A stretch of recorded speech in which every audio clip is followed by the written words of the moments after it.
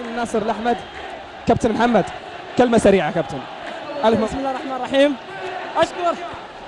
أشكر رئيس أعضاء الشرف الأمير خالد بن عبد الله، وأشكر الأمير رئيس النادي الأمير فهد بن خالد، كما أشكر جميع أعضاء الشرف الأهلاويين، جميع المحبين والجمهور الوفي. هذا الجمهور اللي حضر، هذا الأهلي. أشر له هذا جمهور يستاهل، والله يستاهلون الفوز أقسم بالله. أغلى هدية الكأس هذا لهم، وأنا هذا الصراحة بكل الفرح ما أدري إيش أقول.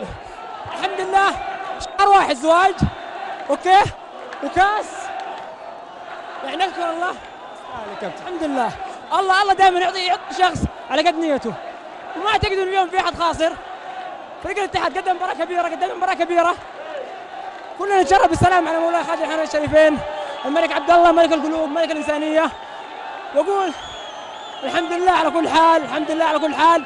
أحلى إجازة تمر علينا السنة هذه مع الجمهور هذا، يفرح السنة الجاية إن شاء الله بإذن الواحد. مع السلامة. شكرا للكابتن محمد مسعد.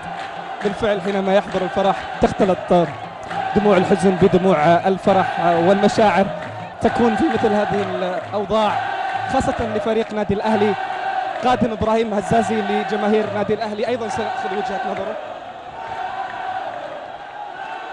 إبراهيم، يستاهلون منك كلمة.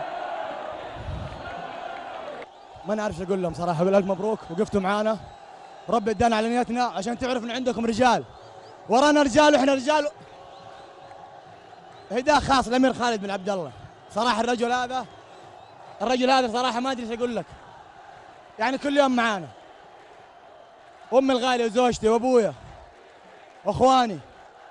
ولا نايف معه. نايف هدي الفوز، كان تحدي بينه وبينه، الحمد لله ربي بس عشان تعرف ان ابراهيم هزاز لك ما بيلعب ورجال، بس هذا اللي بقول. ابراهيم، بسألك اليوم انت لما عديت من محمد نور صفقت، كنت تصفق لنفسك، تشجع نفسك؟ اكيد يا اخي، اكيد، كل لعيبه كبار، ما في صغير في كبير. طيب اعطيهم تحيه.